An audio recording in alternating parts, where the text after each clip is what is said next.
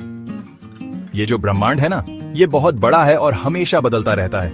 इसमें अरबों खरबों तारे हैं, हर एक लाखों करोड़ों सालों तक चमकता रहता है। लेकिन तारे भी हमेशा के लिए नहीं रहते। वो पैदा होते हैं, जीते हैं और आखिर में मर जाते हैं। इनका अंत बहुत ही शानदार होता है। आसमान में ढेर सारी ऊर्जा दिखती है। ये घटनाएं, जिन्हें सुपरनोवा कहते हैं, हमारे ब्रह्मांड के लिए बहुत जरूरी हैं। तारे गर्म गैस के बड़े बड़े गोले होते हैं, ज्यादातर हाइड्रोजन और हीलियम। ये अपने केंद्र में न्यूक्लियर फ्यूजन से ऊर्जा बनाते हैं, जहां हाइड्रोजन के परमाणु मिलकर हीलियम बनाते हैं और बहुत सारी ऊर्जा निकलती है। ये ऊर्जा बाहर की तरफ धक्का देती है, गुरुत्वाकर्षण के अंदर की तरफ खिंचाव के खिलाफ, और तारे को संतुलन में रखती है। एक तारे के ज्यादातर जीवन में ये ताकतें संतुलन में रहती हैं, जिससे वो लाखों या करोड़ों सालों तक चमकता रहता है। लेकिन ये संतुलन हमेशा नहीं रह सकता। जैसे जैसे तारा बूढ़ा होता है, वो धीरे धीरे अपने केंद्र में हाइड्रोजन ईंधन का इस्तेमाल करता है। आखिरकार केंद्र में ईंधन कम हो जाता है और न्यूक्लियर फ्यूजन से बाहर की ओर दबाव कमजोर हो जाता है। यहीं पर गुरुत्वाकर्षण ज्यादा हो जाता है, जिससे तारे का केंद्र सिकुड़ता है और गर्म होता है। इस समय तारे का क्या होगा, ये उसके भार पर निर्भर करता है। छोटे तारे जैसे हमारा सूर्य एक साधारण मौत मरते हैं। जैसे जैसे उनका केंद्र सिकुड़ता है, बाहरी परतें बहुत फैल जाती हैं, जिससे तारा एक लाल दानव में बदल जाता है। आखिरकार ये बाहरी परतें अंतरिक्ष में फैल जाती हैं और एक सुंदर प्लेनेटरी नेबुला बनता है। बचा हुआ केंद्र एक घना गर्म पिंड, जिसे सफेद बौना कहते हैं, अरबों सालों में धीरे धीरे ठंडा होता जाता है। लेकिन बड़े तारों का अंत बहुत ज्यादा नाटकीय होता है।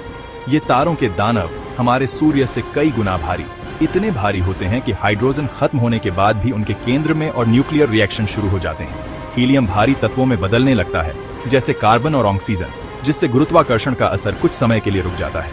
ये प्रक्रिया चलती रहती है। केंद्र में और भारी तत्व बनते रहते हैं, जब तक लोहा नहीं बन जाता। लोहा सबसे स्थिर तत्व है और पहले वाले फ्यूजन रिएक्शन के विपरीत लोहे के फ्यूजन से ऊर्जा नहीं निकलती। इसके बजाय उसे ऊर्जा की जरूरत होती है। ये एक बड़े तारे के जीवन का एक महत्वपूर्ण मोड़ होता है। न्यूक्लियर फ्यूजन के बाहरी दबाव के बिना एक बड़े तारे का केंद्र एक सेकंड के कुछ हिस्से में अपने आप गिर जाता है। इससे एक शॉक वेव बनती है, जो तारे के बाहर की ओर जाती है और उसे एक भयानक विस्फोट में फाड़ देती है, जिसे सुपरनोवा कहते हैं। सुपरनोवा ब्रह्मांड की सबसे ज्यादा ऊर्जा वाली घटनाओं में से एक है, जो पूरी आकाशगंगाओं से भी ज्यादा चमकदार होती है। जरा सोचो, कुछ समय के लिए एक तारा अरबों तारों से भी ज्यादा रोशनी देता है। ये अद्भुत चमक सुपरनोवा को बहुत दूर से भी दिखाई देती है, जिससे खगोलविद उन्हें अच्छी तरह से अध्ययन कर सकते हैं। सुपरनोवा सिर्फ बहुत चमकदार ही नहीं होते, वो बहुत गर्म भी होते हैं। सुपरनोवा के अंदर का तापमान अरबों डिग्री तक पहुंच सकता है, जिससे एक ऐसा वातावरण बनता है जहां लोहे से भी भारी तत्व बन सकते हैं। ये तत्व विस्फोट के बल से अंतरिक्ष में फैल जाते हैं और ब्रह्मांड के विकास में महत्वपूर्ण भूमिका निभाते हैं। हाल के इतिहास में सबसे ज्यादा अध्ययन किए गए सुपरनोवा में से एक है सुपरनोवा 1976। ये सुपरनोवा, जिसे पहली बार फरवरी 1988 में देखा गया था, लार्ज मैजेलेनिक क्लाउड में हुआ था, जो हमारी अपनी मिल्की वे की परिक्रमा करने वाली एक बौनी आकाशगंगा है। सुपरनोवा 1987A को खास बनाने वाली बात थी पृथ्वी से इसकी नजदीकी लगभग 1,68,000 प्रकाश वर्ष की दूरी पर ये 400 से ज्यादा सालों में हमारे ग्रह के सबसे नजदीक देखा गया सुपरनोवा था। सुपरनोवा 1987A ने खगोलविदों को इन शक्तिशाली विस्फोटों के बारे में बहुत सारी जानकारी दी। वे अभूतपूर्व विस्तार से सुपरनोवा का निरीक्षण करने में सक्षम थे, मलबे के बादल के विस्तार को ट्रैक कर रहे थे और विभिन्न तरंग दैर्ध्य पर उत्सर्जित प्रकाश का विश्लेषण कर रहे थे। सुपरनोवा और उन्हें चलाने वाली प्रक्रियाओं की हमारी समझ को परिष्कृत करने में यह डेटा महत्वपूर्ण रहा है। भाग 5, एक सुपरनोवा के दिल में बना। सुपरनोवा केवल विनाशकारी घटनाएं नहीं हैं, वे ब्रह्मांड में अविश्वसनीय रूप से रचनात्मक शक्तियां भी हैं। एक सुपरनोवा विस्फोट के भीतर तीव्र गर्मी और दबाव न्यूक्लियोसिंथेसिस के लिए एकदम सही स्थिति प्रदान करते हैं। नए तत्वों के निर्माण की प्रक्रिया। लोहे से भारी तत्व जैसे सोना, चांदी और यूरेनियम इन ब्रह्मांडीय भट्टियों में बनते हैं और इंटरस्टेलर माध्यम में बिखर जाते हैं। ये नए बने तत्व पहले से मौजूद गैस और धूल के साथ मिश्रित होकर अंततः नए सितारों और ग्रह प्रणालियों का हिस्सा बन जाते हैं।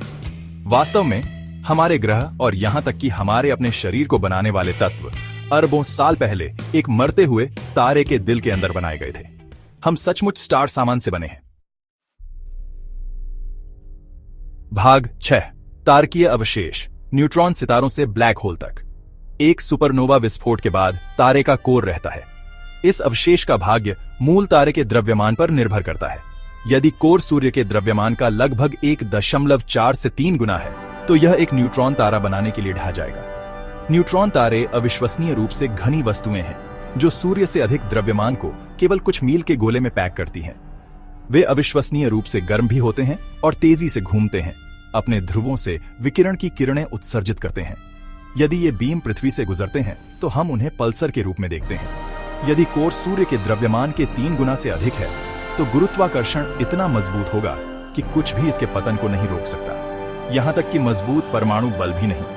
कोर अनिश्चित काल तक ढहता रहेगा, एक ब्लैक होल का निर्माण करेगा, स्पेस टाइम का एक क्षेत्र जहां गुरुत्वाकर्षण इतना मजबूत होता है कि कुछ भी नहीं, यहां तक कि प्रकाश भी नहीं बच सकता।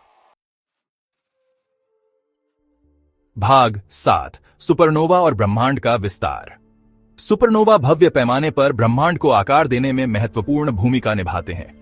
इन विस्फोटों से निकलने वाली शॉकवेव गैस और धूल के आसपास के बादलों को संकुचित करके नए सितारों के निर्माण को गति प्रदान कर सकती हैं।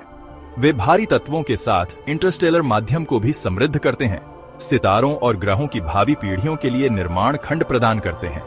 इसके अलावा सुपरनोवा ने ब्रह्मांड के विस्तार की हमारी समझ में महत्वपूर्ण भूमिका निभाई है।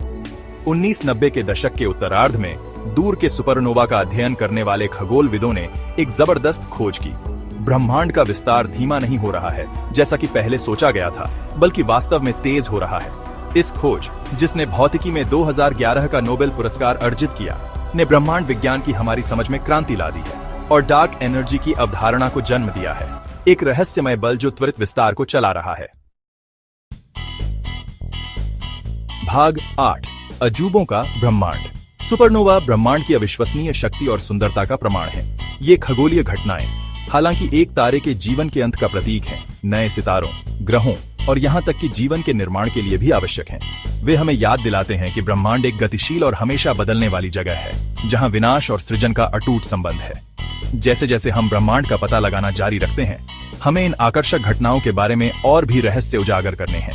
नई दूरबीनें और प्रौद्योगिकियां हमें पहले से कहीं अधिक विस्तार से सुपरनोवा का निरीक्षण करने की अनुमति दे रही हैं, जो उन प्रक्रियाओं में बहुमूल्य अंतर्दृष्टि प्रदान करती हैं जो सितारों और आकाशगंगाओं के विकास को नियंत्रित करती हैं। भाग 9 क्या हम अकेले हैं? सुपरनोवा का अध्ययन ब्रह्मांड में हमारे स्थान के बारे में गहन प्रश्न भी उठाता है।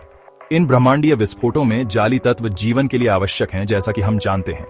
इस एहसास ने कुछ वैज्ञानिकों को यह अनुमान लगाने के लिए प्रेरित किया है कि सुपरनोवा ने पृथ्वी पर जीवन के उद्भव में भूमिका निभाई होगी और शायद अंतरिक्ष की विशालता में अन्य ग्रहों पर भी।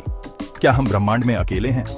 यह एक ऐसा प्रश्न है जिसने सदियों से मानवता को मोहित किया है और एक ऐसा प्रश्न जिसका उत्तर देने में सुपरनोवा का अध्ययन हमारी मदद कर सकता है। इन खगोलीय घटनाओं के रहस्यों को उजागर करके हम ब्रह्मांड और उसके भीतर अपने स्थान की गहरी समझ प्राप्त कर रहे हैं।